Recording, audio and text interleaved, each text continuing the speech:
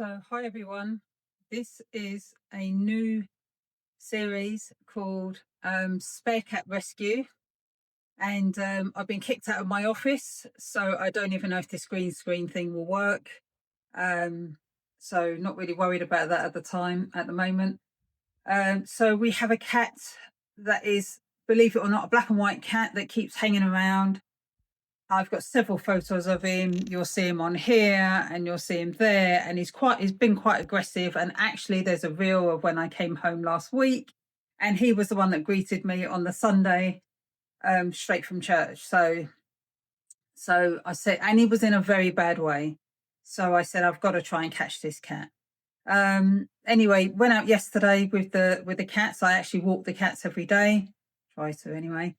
And there's a great big fight. So he had a fight with Smush, then Tango jumped in and Smush ran away. So it's actually nice to see that Tango actually lives up to his name of the rogue protector. So you don't actually know how close they are to their name until something like that happens. But he did jump in to protect Smush, and then after he had a fight with this cat walked off. So obviously Tango is a bit of the boss at the moment. That day I sort of said, right, I set up a trap. I tried to say, right, I'm going to make sure I keep him in. I was checking the CCTV camera. So when he came in and everything else, and I was checking it the whole day. I'd already set a plan up. So I'd closed the inner door. I'd closed my back door, but they could come through the cat flap. So the plan was the cat comes in. I then go out the front door, shut the inner door, go around the front, go around to the back, and then sneak up in the garden and then shut the back door and actually lock the back door. Now, the trouble is with this cat is you can't put a normal cat flap down, because even if you locked the cat flap so he came in and the cat flap locked behind him, he just bolts through it. He doesn't care. He breaks all the cat flaps with him. So you have to physically block the cat flaps. So this is where we are at the moment. So he came in. I didn't even see him at the end of the day. He actually came in. He was then playing with a new toy that I'd got, which is one of these from Amazon. It wasn't that one, but obviously a replacement one. And I sprayed it with some catnip spray, and he was literally holding it. He was holding it so much. I was in my bedroom. He was holding it so much. He allowed me to walk around him. So of course I walked around him, and all I had to do was shut the kitchen door. So I shut the kitchen door, and then he was blocked. He was blocked in this area, in the hallway area, which I will show you later.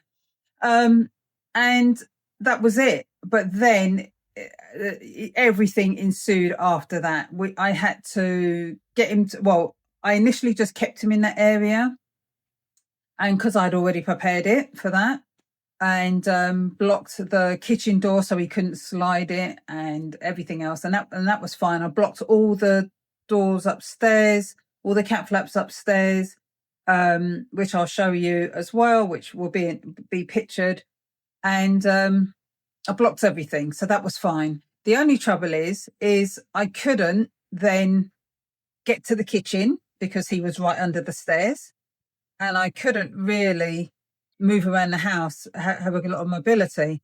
So, and the other cat, so Smax and Tango and Smush Face, was in the kitchen, and they use the kitchen and the summer house anyway, so that's fine. So it came to the point where I had to actually get ready, get dressed, and go out the front door and then walk all the way round. So this is 11 o'clock last night. I had to walk all the way round back to get to my kitchen area so that I could feed the cats and then spend a bit of time there.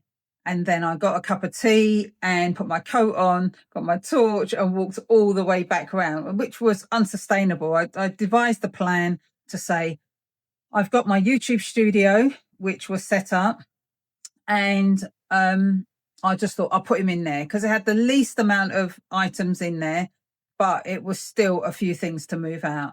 So that's why my green screen's in the hall here, and everything else had to just move out. Then I had to use 2 bits of wood, which I will show you again, to and this cat is vicious. He looks like he's gonna jump and attack you. That's how he looks. So I was taking no chances. I just took a couple of pieces of wood and a hoover pole, and I put the hoover pole around a nice soft cloth, which is here.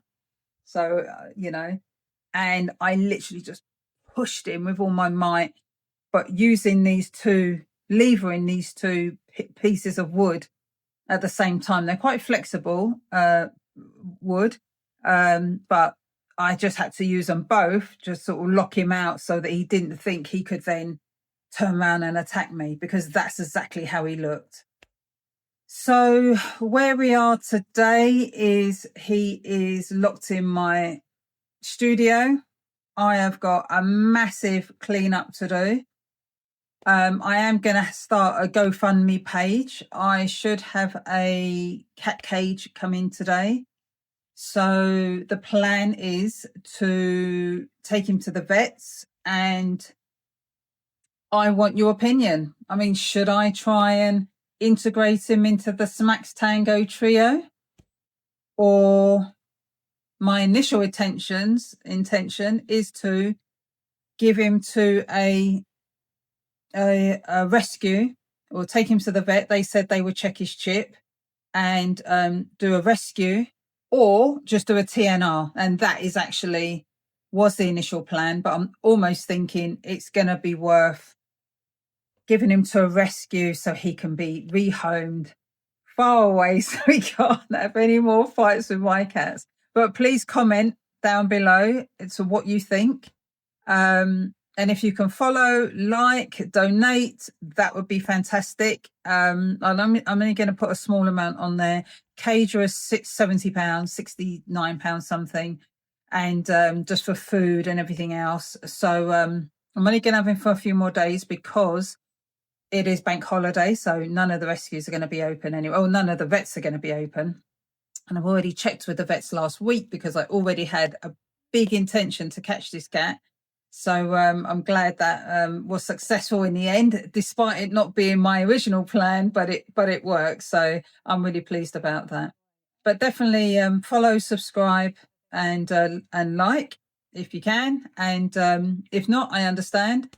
But and if you can do any donations for his upkeep so far, that would be appreciated. And I'd love your comments on what I should decide to do, whether I should try and keep him and get him neutered and chipped to me, which will be pretty permanent, give him to a rescue, or do a TNR. Okay, thanks very much. See you back for part 2. Bye.